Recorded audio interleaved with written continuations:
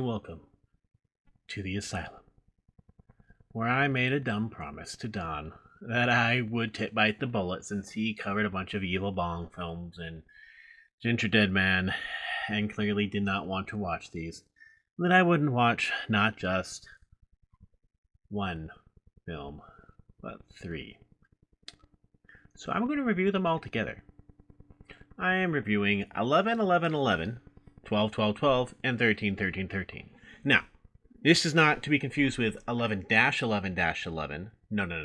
This is 11/11/11, which was a 2011 horror film directed by Keith Allan, a mockbuster of Darren Lynn Bousman's 11-11-11. You know, Erin Lynn Bousman, who made Saw, 2, 3, 4, made Spiral, Repo, and so on. You know, he made a very popular movie called 11-11-11 in 2011 that was so popular it has a 7% Rotten Tomatoes and made $5 million.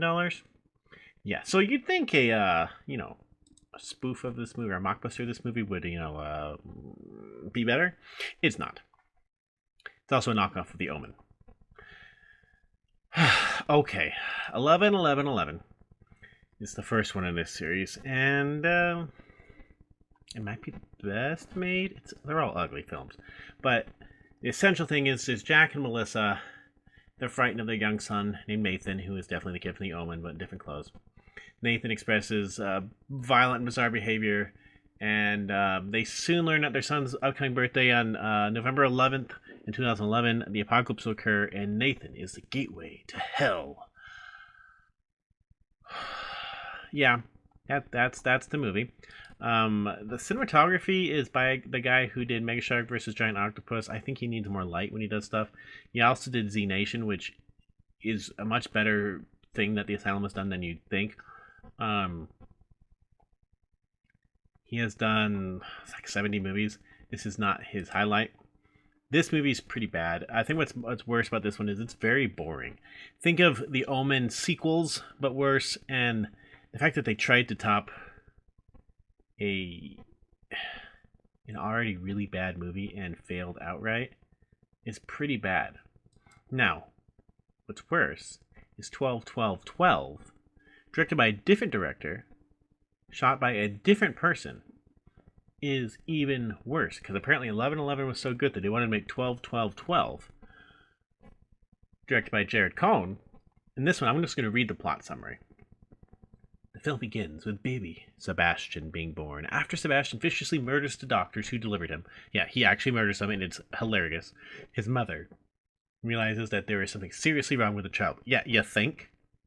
Over the course of the movie, Sebastian brutally murders many people, and tragedy strikes many others. Mahari attempts to steal the baby from Sebastian's birth parents many times, and eventually does. He steals Sebastian in order to embrace his evil calling. There's like a weird cult in this movie. It's really terrible, like really bad.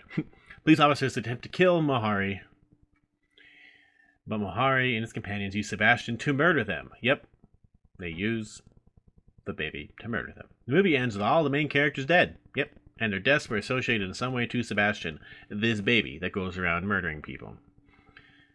This movie is 1 minute shorter than the previous one, and it is pretty much worse. The main bad guy is a heavyweight boxer from Venezuela. He was in the Olympics. The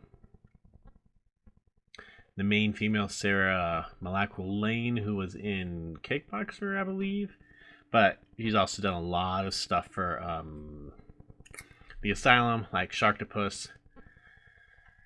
She was in Jurassic City, a movie that is not by the Asylum, but actually quite liked later. And she's also in Scout's Guide to the Zombie Apocalypse, which is a movie that I quite enjoy, actually. This is not a good movie for her, though.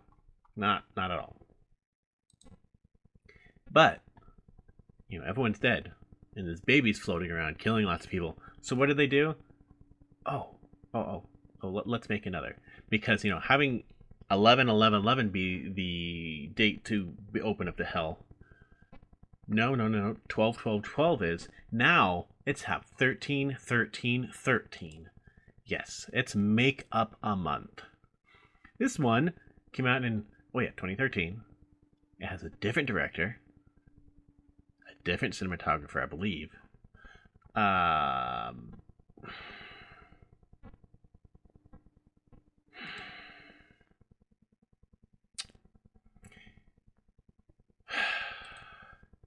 There's no one really good in this movie. I'm just going to read the plot. For 1,000 years, man has been adding a day to the calendar every 4 years, and in doing so, violated mankind's interpretation of the Mayan calendar prediction that the world would end in 2012. Or in 2011. Or whenever they wanted to. On the 13th day of the 13th month of the new millennium, survivors confront a world of demons. Not like Jerusalem, but worse. On 13-13-13. Yes, the entire human race, with the exception of those born on a leap year. Yep, you heard that right. Go insane. Those who are born on a leap year are stuck to battle the demons.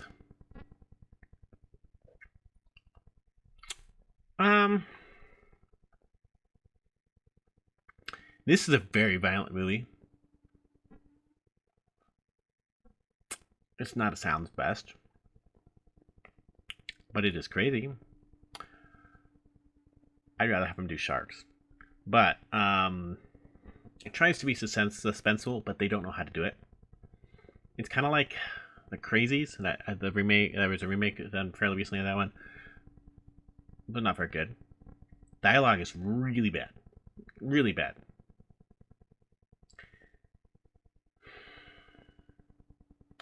And probably the worst sin of this movie is when they give out backstory and explanation, it's literally at the worst possible time. Think of Dark Knight Rises.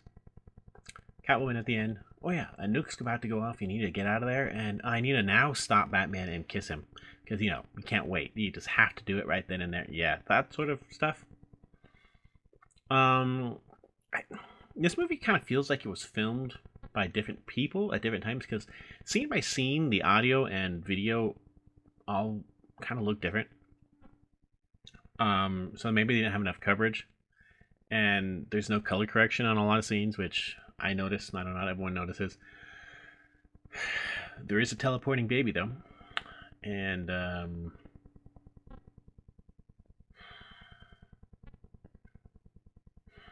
how should I put it?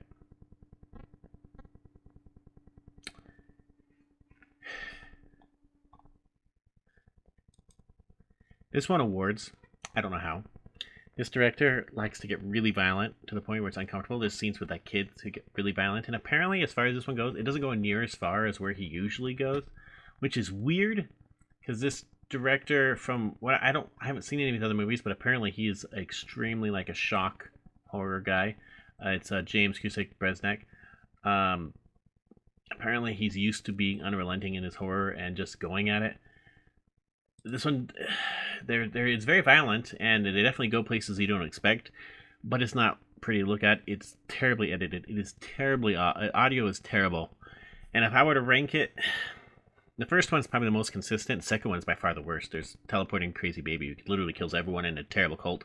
This one probably tries the most. It is probably the most ambitious, though they just don't have the budget to be able to do it. They don't have the skill to do it, and the fact that they clearly in post made it even worse.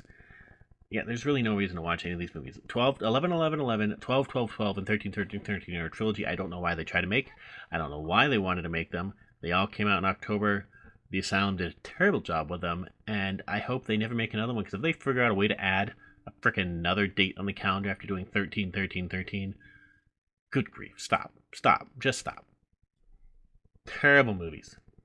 Terrible movies. Are they the worst? No, that's Battlestar Wars. But they're pretty dang far down on the line. This is like, I don't know, Possession of Gale level bad for me, which I didn't like that movie at all. This is near the bottom. There's not even like a lot of fun here. There's no like laughing. There's no game. Everyone is terrible. Every single person is terrible. Don't watch these movies. They are awful. That is all.